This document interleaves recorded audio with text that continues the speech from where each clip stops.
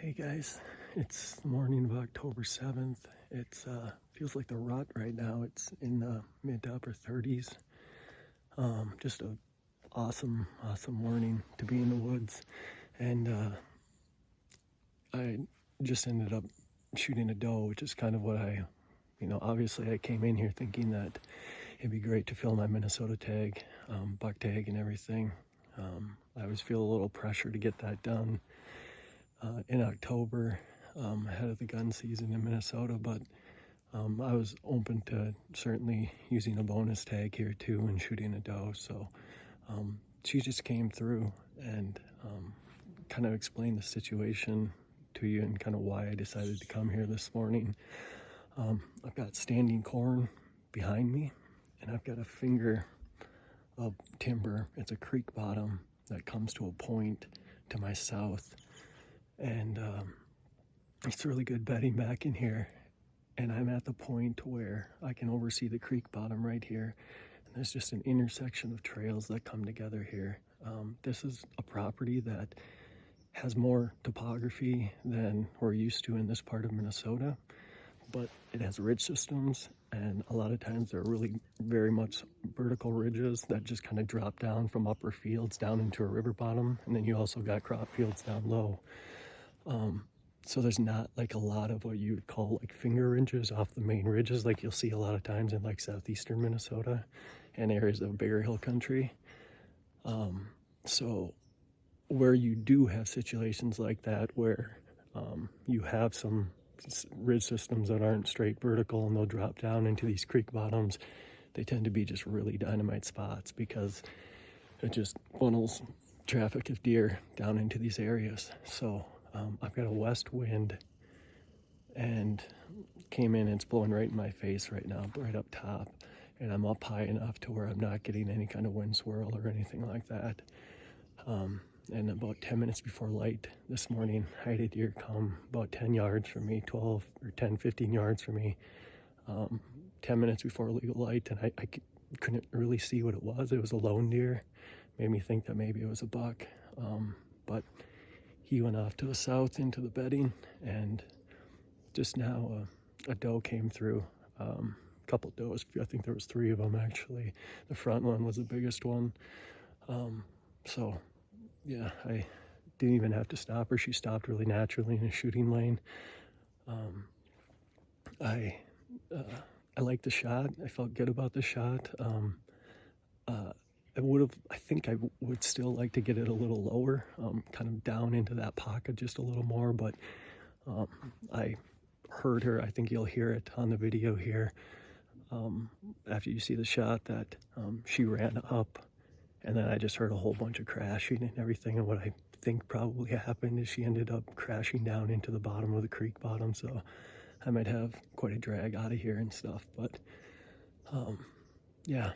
Felt good about the shot. She came through, and I just was kind of talking to myself, calming myself down and everything, and was able to put the pin right on her and pull through and execute the shot well. So that's the main thing I'm looking for all the time, is just to take good shots and execute on it and stuff, because it's, anybody who's bow hunted long enough knows that it's not always as easy as it sounds. So happy with being able to get some meat in the freezer. I shot 4 deer last year, and that seems to be about perfect for my family. That seems to be about what we like to eat. So we eat venison all year long, 4 or 5 times a week probably. So, and our freezer is pretty much empty now. So this would be great to put a bonus tag on a doe and kind of focus my efforts now on trying to get a buck here over the last few weeks of October in this part of Minnesota. So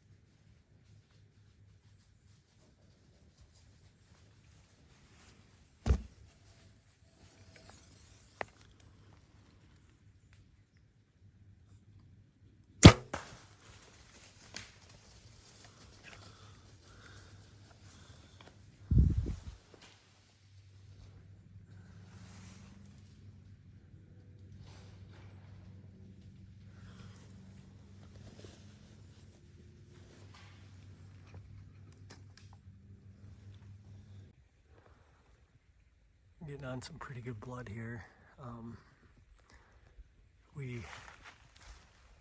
I'm using these Iron Will single bevel wides with bleeder blades for the first time this year. They just made them this year.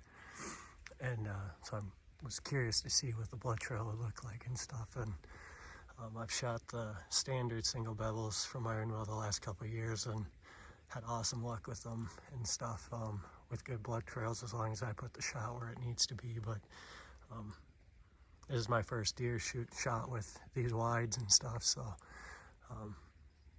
I'm just kind of curious to see what this trail is going to look like. So good blood here,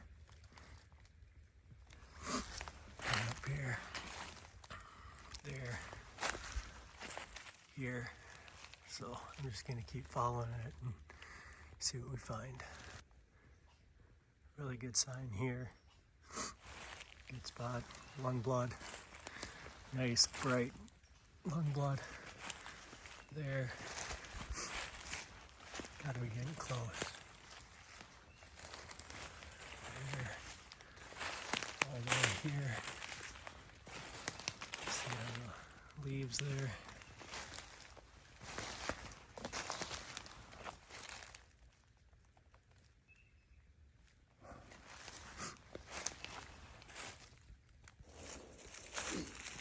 I'm here.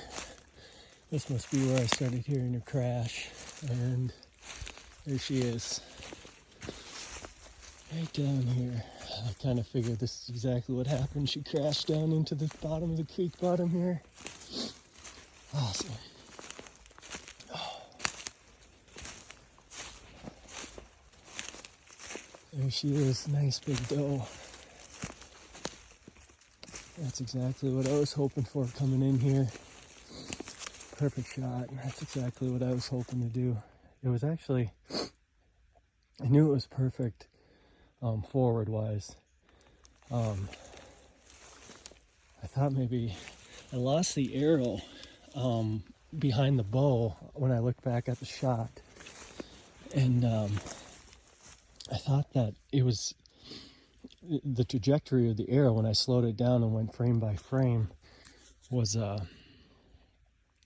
it made it look like it was maybe a titch higher, but obviously it kept driving down and stuff once I lost the arrow behind the bow, because that's about right where I want to put it. So that's the main thing. That's what I get, every single shot and with the bow is its own shot and stuff. So what happened last time, good or bad, doesn't matter on the next shot and stuff. So this is an awesome way to get the season started. We'll get her cleaned up and get her out of here. All right, guys, I wanted to do a video breakdown here, kind of what makes this area stand out. I know I love kind of visually seeing breakdowns of maps and stuff when I'm watching stuff, so I thought maybe this could be helpful to people, kind of to give you an understanding of what I'm looking at here when I'm looking at a map, to try to pinpoint exact areas. Kind of describing this situation as this year, these fields are all corn. So corn here, and then you have which kind of makes this finger of timber that much more appealing to me. Now, on bean years, they're going to bed here too and stuff, just because this is, to the south here is fantastic bedding. It gets really thick in here along this creek, this drainage system here that runs down to a river up north here. But you can see where it kind of flattens out here, where the lines get a little wider here. This area specifically right here, we found really good bedding when I've gone in there and scouted and everything. So I know on a corn year, you just get a little bit added security. It's especially in early to mid-October like this, as long as that corn stays in. They're starting to hit the corn now pretty good when it comes to food sources. I just did a sit last night on a public piece, looking at corn that was next to corn and everything, and the deer after dark really started moving to that corn and hitting on it. So they're looking at that right now as a primary food source. And so I was thinking that on October the morning of October 7th when I came in and shot this doe, that there'd be deer feeding in the corn and probably using this bedding area quite a bit.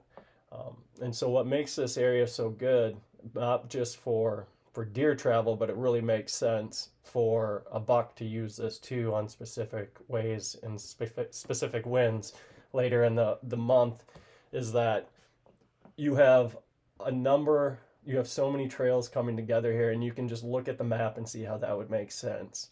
Where this finger, this point, I should say, here comes around on the west side of this drainage. You have a trail that drops down here, and you can see this is a big top area up here with the field up top, and you can see how the lines get tight here. That's indicating that steeper decline down in the creek. And you can see how this kind of bottom bench type area forms right in here. So what you have here is you can kind of guess this, and when I would go in and scout and stuff, I verified this, but there is a worn trail that follows this right around this tight pinch right here. Um, and it comes around here, and they keep following up into here where it widens out at the bottom. You also have an awesome trail that comes from the higher ground up here, comes through here, and kind of comes up the top of that point where it gets really steep, and then drops down into here. Now, you can kind of see this on the map by how brushy it looks and stuff, but you got to verify this by scouting. And I've done that. It gets really, really thick in here, almost impenetrable, especially for like bucks and stuff that have a little age to them, maybe have a bigger rack. It'd be a pain in the butt for them to move through a lot of this brushy cover.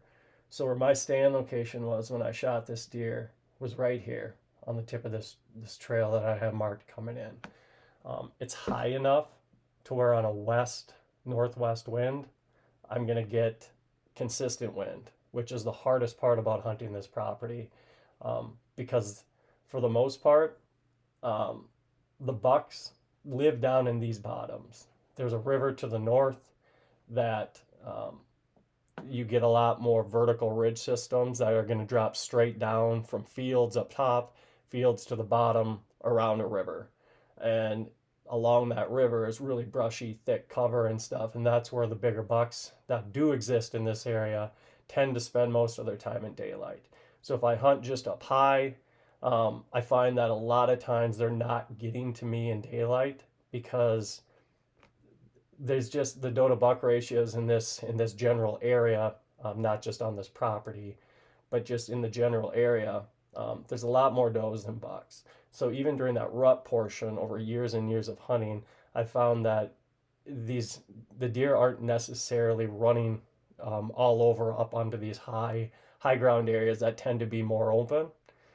So I have to try to get down into these bottoms with them, and it can be really difficult because of wind swirl, and that's where a place like this shines, because um, so you're getting all the terrain features that are just going to funnel movement here, and you see this little point here, this little turn in the drainage in the creek here, that funnels things.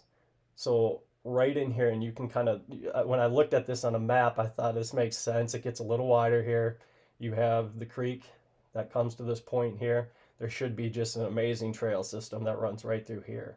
And you go in there and it's worn down. And you also have a lot of trail systems that kind of come from the bottom this direction too. And then this main trail feeds back up into this bedding over here closer to the point. So that morning that I shot the doe, they came from this direction. They followed it right down here. They followed this kind of this trail that was elevated a little bit up above the creek down there, and they gave me about, I mean, it was a great shot opportunity. I'd say about 18 yards or so, something like that. That deer that came 10 minutes before shooting light did the same thing. He came up high. I think it was maybe a buck. Like I said, it was hard to see and stuff, so I shouldn't say he, but that deer came from up high, came up here and dropped down into this system. And they're going to do that for, I mean, this is a natural path for them to go, but it also gives them, you know, they do this because on that west wind, all of this, all of the scent from these low ground areas were blowing up this direction from the west to the east into his face and stuff. So he's covering his bases going back to bed as best as he can, covering as much ground with his nose for safety purposes. Like I said, it gets too brushy and thick up here for them to really move through there, so it creates an awesome edge. So that deer in the dark, moving slow, really kind of methodically made his way through here, and he moved 10, 15 yards away from me. I mean, if it would have been daylight, it would have been an awesome shot opportunity, and he slipped back into the bedding here. So come later into October, we actually got that doe out and got her out, pulled her up to a different, little bit of a different area to now we left a lot of ground scent obviously, but we ended up gutting her and stuff in a different area because I was trying not to muck it up as much as possible because I want to be able to I think I'm going to be able to slip back in here sometime on a west northwest wind or even a southwest during that late October period when does probably aren't coming into estrus quite yet, but bucks are starting to get curious and look around a little more. So in terms of the rut, um, on a west-based wind, it just makes total sense for them to come through here where you're going to get a lot, where you get so much deer traffic in general, and cover this entire bottom area with his nose on a west-based wind because he's going to cover this highest point, which is going to come give me a 10, 15, 20 yard shot to here. Makes total sense for them to drop down into here, following this back into bedding or coming from the bedding because you have the wind coming up from here on a northwest wind, following this whole creek bottom, and then it was just consistently blowing this direction back out here. So he's going to be able to cruise through here and yeah, cover all his bases. Safety wise, he's going to be able to cover this area the most efficiently by taking that path during the rut. So it's an area that it, like I said, whether you're looking for general deer movement, say you're just trying to shoot a doe, or any deer, these are awesome areas to pinpoint. Any areas where you can get these terrain features that are going to funnel movement and create trail intersections where a lot of different trail systems meet. That's kind of what I'm looking at here when I'm trying to find these areas, both for shooting does and for trying to get on a buck here later into October. So hopefully that's helpful a little bit for you. I know that's kind of it's fun looking at maps and kind of reading this and stuff, and then getting in there and scouting and everything, and seeing visually what you think should lay out on when you see it on a map and stuff. And this is an area where everything did really lay out in person how you thought it should on a map. So good luck to everyone who's getting out there. It's an awesome time of year. It's only going to get better in the next few weeks.